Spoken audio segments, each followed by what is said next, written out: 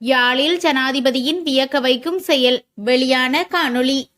யாழ்ப்பாணம் சென்றுள்ள ஜனாதிபதி அனுரகுமார திசாநாயக்க உற்சாகமாக உடற்பயிற்சிகளில் ஈடுபடும் காணொளியொன்று வெளியாகியுள்ளது. வடக்கு மாகாண தைப்பொங்கல் விழாவில் கலந்து கொள்வதற்காக ஜனாதிபதி அனுரகுமார யாழ்ப்பாணத்திற்கு சென்றுள்ளார். குறித்த நிகழ்விற்காக சென்றிருந்த ஜனாதிபதி அனுரகுமார காட்சட்டியுடன் நடைபயிற்சியில் ஈடுபடும் காணொளியொன்று தற்போது வெளியாகியுள்ளது. உற்சாகமாக உடற்பயிற்சிகளில் ஈடுபட்ட ஜனாதிபதி அங்கிருந்தவர்களுக்கு கைகாட்டிய வண்ணம் நடந்து செல்கிறார். அரசு அதிகாரிகள் ஒரு சாராருக்கு ஜனாதிபதி அனுரவின் கடும் எச்சரிக்கை. போதைப்பொருள் உள்ளிட்ட சட்டவிரோத விவகாரங்களுடன் தொடர்புள்ள அரசு அதிகாரிகள் தற்போது முதல் அதிலிருந்து விடுபட வேண்டும் அல்லது அரசு துறையிலிருந்து பதவி விலக வேண்டும் என்று ஜனாதிபதி அனுரகுமார திசாநாயக்க எச்சரிக்கை விடுத்துள்ளார். முழு நாடும் ஒன்றாக தேசிய வேலை திட்டம் ஜனாதிபதி தலைமையில் யாழ்ப்பாணத்தில் இன்று ஆரம்பித்து வைக்கப்பட்டது. இதன்போது ஜனாதிபதி அனுரகுமார திசாநாயக்க, பொது பாதுகாப்பு அமைச்சர் ஆனந்த விஜயபால, அமைச்சர் சந்திரசேகர் உள்ளிட்ட பலர் கலந்து கொண்டனர். இதன்போது கருத்து வெளியிட்ட ஜனாதிபதி, நாட்டில் வியாபித்திருக்கும் போதைப் பொருளை ஒழிக்கும் விசேட வேலை திட்டத்திற்காக நாங்கள் இன்று ஒன்றிணைந்திருக்கிறோம். சக்திமிக்கதும் பலமானதுமான ஒரு பொருளாதாரத்தை உருவாக்க வேண்டி எமது அரசாங்கம் தீவிரமாக வேலை செய்து வருகிறது. எமது நாட்டில் இருக்கும் பெற்றோர்களுக்கு தங்களுடைய பிள்ளைகள் தொடர்பில் மிகப்பெரிய எதிர்பார்ப்பு உண்டு. ஆனால் இந்த விசப்போதைப் பொருட்களால் அந்த கனவுகள் இல்லாமல் போய்க் கொண்டிருக்கின்றன. இந்த போதைப் பொருள் வர்த்தகத்தினால் சம்பாதித்த பணத்தை கொண்டு இந்த அரசாங்கத்தை வீழ்த்த நினைக்கிறார்கள். அது எங்களுக்கு தெரியும். கைது செய்யப்பட்டு சிறைச்சாலைக்குள்ளே இருக்கும் கைதிகள் போதைப் பொருள் வியாபாரம் செய்து கொண்டிருக்கிறார்கள். போதைப் பொருளை ஒழிக்கும் திட்டத்தில் எமது போலீசார் தீவிரமாக ஈடுபட்டு வருகின்றனர். எனினும் ஒரு சில போலீசார் இதற்கு விதிவிலக்காக போதைப் பொருள் வர்த்தகர்களுடன் செயல்படுகிறார்கள். சுங்க திணைக்களம், குடிவரவு குடியகழ்வு திணைக்களம் உள்ளிட்ட திணைக்களங்களில் இருப்பவர்களும் இதற்கு இரையாகி இருக்கிறார்கள். அது மாத்திரமல்ல, அரசு துறையிலும் கூட பல அதிகாரிகள் இந்த போதைப் பொருளுக்கு இரையாகி இருக்கிறார்கள், கைதும் செய்யப்பட்டிருக்கிறார்கள். எனவே நிச்சயமாக எமது அரசாங்கம் இந்த விச போதைப் பொருள்களிடம் இருந்து எமது நாட்டை காக்க தீவிரமாக போராடி வருகிறது. நாட்டில் இந்த அளவுக்கு போதைப் பொருள் வர்த்தகம் வியாபிக்க அரசியல்வாதிகளின் துணை இருந்தது. பல அரசியல்வாதிகள் பின்னணியில் இந்த போதைப் பொருள் வர்த்தகம் விஸ்வரூபம் எடுத்தது. சில பகுதிகளில் உள்ள அரசியல்வாதிகள் போதைப் பொருளின் பெயரால் அடைமொழி வைத்து அழைக்கப்பட்டார்கள். நான் உங்களுக்கு ஒரு உறுதிமொழியை தருகிறேன். போதை வசதி இல்லாத ஒரு அரசாங்கத்தை கொண்டு செல்ல நாங்கள் முன்னகர்கிறோம். அதனை தொடர்ந்தும் கொண்டு செல்வோம் என ஜனாதிபதி குறிப்பிட்டார். அடுத்த 36 மணி நேரத்தில் வானிலையில் மாற்றம். அடுத்த 36 மணித்தியாலங்களுக்கு செல்லுபடியாகும் வகையில் வானிலை மாற்றம் குறித்து வளிமண்டலவியல் திணைக்களம் அறிக்கை ஒன்றை வெளியிட்டுள்ளது. இதன்படி அடுத்த 36 மணி நேரத்தில் நாட்டின் பெரும்பாலான பகுதிகளில் வறண்ட வானிலை நிலவும் என்று அறிவித்துள்ளது. நுவரெலியா மாவட்டத்தில் சில இடங்களில் காலை வேளையில் உறைபனி பெய்ய வாய்ப்புள்ளதாக அந்த அறிக்கையில் குறிப்பிடப்பட்டுள்ளது. இதேபோல் மேற்கு, சப்ரகமுவ, மத்திய, வடமேற்கு, வடமத்திய மற்றும் ஊவா மாகாணங்களிலும் காலி மற்றும் மாத்தறை மாவட்டங்களிலும் காலை வேளையில் மூடுபனி நிலவும் என்று தெரிவிக்கப்பட்டுள்ளது. எனவே தேவையான நடவடிக்கைகளை எடுக்குமாறு வளிமண்டலவியல் திணைக்களம் பொதுமக்களை கேட்டுக் கொண்டுள்ளது. நயினாதீவு நாகபூசணி அம்மன் ஆலயத்தில் வழிபாடுகளில் ஈடுபட்ட ஜனாதிபதி. வரலாற்று சிறப்புமிக்க நயினாதீவு நாகபூசணியம்மன் ஆலயத்திற்கு ஜனாதிபதி இன்று வழிபாடுகளை மேற்கொண்டார். நயினாதீவுக்கு உலங்குவானூர்தியில் சென்ற ஜனாதிபதி நாகவிகாரையில் விசேட வழிபாடுகளை மேற்கொண்டு விகாராதிபதியின் காலில் விழுந்தும் ஆசிகளை பெற்றுக் கொண்டார். தொடர்ந்தும் நயினாதீவு நாகபூசணியம்மன் ஆலயத்திற்கு ஜனாதிபதி சென்று வழிபாடுகளை மேற்கொண்டார். தமிழீழ ஆதரவாளர்களால் ஆக்கிரமிக்கப்படும் பௌத்த அடையாளங்கள், கலகம தேரரின் சர்ச்சைக்குரிய குற்றச்சாட்டு. தனி தமிழீழ கோட்பாட்டுவாதிகள் மற்றும் தீவிரவாதிகளால் வடக்கு கிழக்கில் உள்ள பௌத்த அடையாளங்கள் ஆக்கிரமிக்கப்பட்டு வருவதாகவும் அவற்றை மீள பெற்றுக் கொள்ள முடியாத நிலை ஏற்படலாம் எனவும் கலகம குசலதம்ம தேரர் குற்றம் சாட்டியுள்ளார். இணையதளம் ஒன்றுக்கு வழங்கிய பிரத்யேக செவ்வியிலேயே அவர் இவ்வாறு தெரிவித்துள்ளார். இது தொடர்பில் மகாநாயக தேரர்கள் அவதானம் செலுத்தி, அதாவது கல்வி மறுசீரமைப்பிற்கு முக்கியத்துவம் வழங்கியது போல தலையிட வேண்டும். அவ்வாறு நடக்கவில்லை என்றால் வடக்கு கிழக்கில் பல இடங்களை நாம் இழக்க நேரிடலாம். எதிர்காலத்தில் யாழ்ப்பாணம் மற்றும் திருகோணமலைக்கு செல்ல முடியாத சூழலும் உருவாகலாம். கந்தருடை விகாரையை சர்வமத மத்தியஸ்தலமாக மாற்ற நடவடிக்கை எடுக்கப்பட்டுள்ளது. அதற்கு தொல்லியல் திணைக்களமும் உதவி செய்து வருகிறது. தேரர்கள் வசிக்கும் பகுதியும் புராதன விகாரைகள் காணப்படும் பகுதிகளை பிரிப்பதற்கான மதில் கட்டுவதற்கான வேலைகளும் இடம்பெற்று வருகின்றன. நாங்கள் அங்கு சென்று இது தொடர்பில் மக்களையும் அதிகாரிகளையும் தெளிவுபடுத்துவதற்காக காணொலி ஒன்றையும் வெளியிட்டிருந்தோம். ஆனால் யாரும் அது தொடர்பில் பேசவில்லை. இப்போது எல்லாம் நடந்துவிட்டது. கந்தரோடை விகாரையில் இன்றும் ஒரு தேரருக்கு இருக்க முடியாத சூழல் காணப்படுகிறது. பௌத்தர்கள் என்ற வகையில் நாம் வெட்கி தலை குனிய வேண்டியுள்ளது.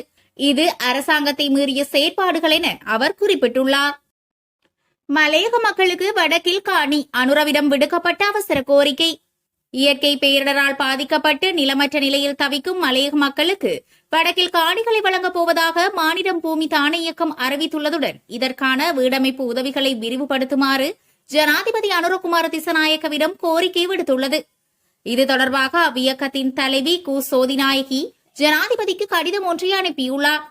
குறித்த கடிதத்தில் மேலும் தெரிவிக்கப்பட்டுள்ளதாவது: தொடர் மண்சரிவு மற்றும் இயற்கை அனர்த்தங்களால் பாதிக்கப்பட்ட நிலமற்ற மலையக மக்களுக்காக வடக்கில் தமது இயக்கம் ஊடாக பலர் காணிகளை வழங்க முன்வந்துள்ளனர். இவ்வாண்டு அரசாங்கத்தால் ஆரம்பிக்கப்பட்டுள்ள பாரிய வீடமைப்பு திட்டத்தின் கீழ் இவர்களுக்கான நிதியுதவியை விரைவாக விடுவிக்க வேண்டும். காணி கையேற்பு மற்றும் கையளிப்பு நடைமுறைகளை அதிகாரிகள் மூலம் துரிதப்படுத்த விசேட பணிப்புரைகளை வழங்க வேண்டும். நாடு தழுவிய ரீதியில் இயற்கை அனர்த்தங்களால் அதிகம் பாதிக்கப்பட்ட மக்களுக்கு இந்த விசேட செயற்திட்டத்தில் முன்னுரிமை அளிக்கப்பட வேண்டும் என தெரிவிக்கப்பட்டுள்ளது.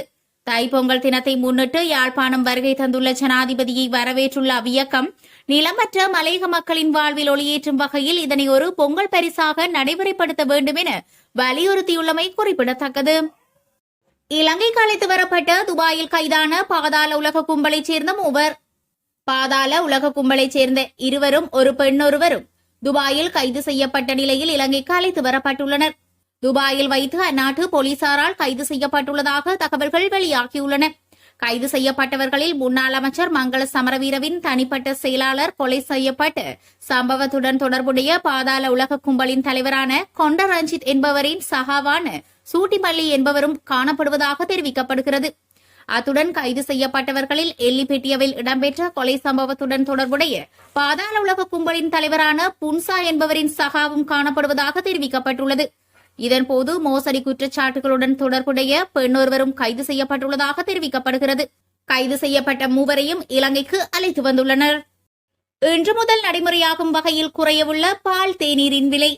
ஒரு கோப்பை பால் தேநீரின் விலையை 10 ரூபாவினால் குறைக்க தீர்மானித்துள்ளதாக அகில இலங்கை சிற்றுண்டிச்சாலை மற்றும் உணவக உரிமையாளர்கள் சங்கம் தெரிவித்துள்ளது. இன்று இரவு முதல் நடைமுறையாகும் வகையில் இந்த நடவடிக்கை முன்னெடுக்கப்பட்டுள்ளது. இறக்குமதி செய்யப்படும் பால்மாவின் விலையை இன்று முதல் குறைப்பதற்கு எடுக்கப்பட்ட தீர்மானத்தின் காரணமாகவே பால் தேநீரின் விலையும் இவ்வாறு குறைக்க முடிவு செய்யப்பட்டுள்ளது. எனவே அனைத்து சிற்றுண்டிச்சாலை மற்றும் உணவக உரிமையாளர்களும் தற்போது கிடைக்கப்பெறும் இந்த சலுகையினை வாடிக்கையாளர்களுக்கு வழங்க நடவடிக்கை எடுக்க வேண்டும் என சங்கத்தின் தலைவர் வலியுறுத்தியுள்ளார். 25 மாவட்டங்களிலும் ஓட்டுநர் உரிமங்களை ஆன்லைனில் வழங்க நடவடிக்கை. எதிர்வரும் ஏப்ரல் மாதம் தமிழ் சிங்கள புத்தாண்டுக்கு முன்னர் 25 மாவட்டங்களிலும் ஓட்டுநர் உரிமங்களை ஆன்லைனில் வழங்க நடவடிக்கை எடுக்கப்படும் என மோட்டார் போக்குவரத்து ஆணையர் நாயகம் கமல் அமரசிங்க தெரிவித்துள்ளார். இந்த சேவை தற்போது 11 மாவட்டங்களில் ஆன்லைனில் செயல்பட்டு வருகிறது. மீதமுள்ள மாவட்டங்களில் ஓட்டுநர் உரிமங்களை ஆன்லைனில் வழங்குவதற்கான பணிகள் தற்போது நடைபெற்று வருவதாக அவர் குறிப்பிட்டுள்ளார். அனைத்து மாவட்டங்களிலும் ஓட்டுநர் உரிமங்களை ஆன்லைனில் வழங்குவதன் மூலம் ஒரு மாதத்திற்குள் ஓட்டுநர் உரிமங்களை பெற முடியும் என அவர் கூறியுள்ளார்.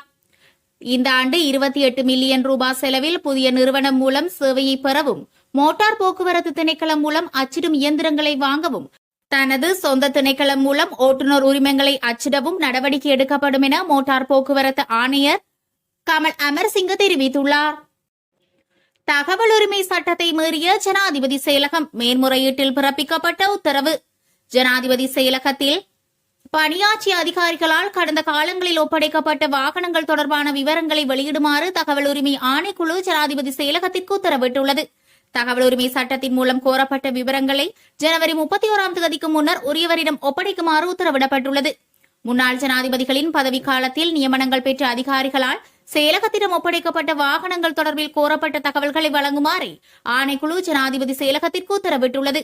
ஊடகவியலாளர் ராகுல் சமந்த ஹெட்டியாராச்சி 2024ஆம் ஆண்டு செப்டம்பர் 23ஆம் தேதி தகவல் உரிமை சட்டத்தின் பேரில் கோரப்பட்ட தகவல்களை 2026ஆம் ஆண்டு வழங்க உத்தரவிடப்பட்டுள்ளது. ஆனால் அத்தகைய தகவல்களை வழங்குவது தனியுரிமை மீறுவதாகவும் பாதுகாப்பு ஆபத்தை ஏற்படுத்தக்கூடும் என்றும் கூறி செயலகம் வாகனப்பதிவு எண்களை வெளியிட மறுத்தது. பல சந்தர்ப்பங்களில் ஜனாதிபதி செயலகம் தனது நிலைப்பாட்டை மீண்டும் மீண்டும் மாற்றி தகவல் வழங்குவதை மறுத்துள்ளது. பின்னர் ஊடகவியலாளர் மார்ச் 20, 2025 அன்று தகவல் அறியும் உரிமை ஆணைக்குழுவில் மேல்முறையீடு செய்தார்.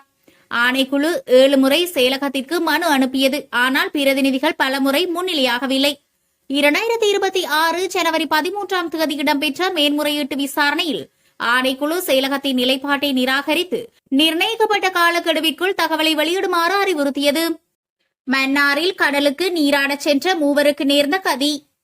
மன்னார் பேசாலை கடலில் மாலை நீராடச் சென்ற 4 பேரில் மூவர் நீரில் மூழ்கி உயிரிழந்துள்ளனர்.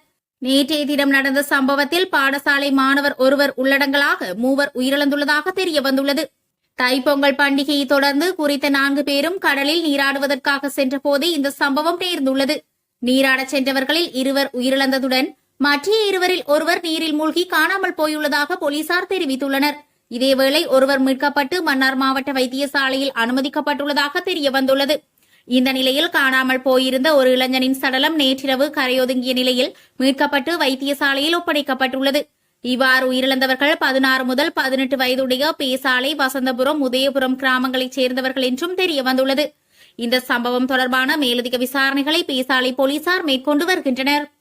கல்வி அமைச்சுக்கு முன்பாக மீண்டும் போராட்டம்.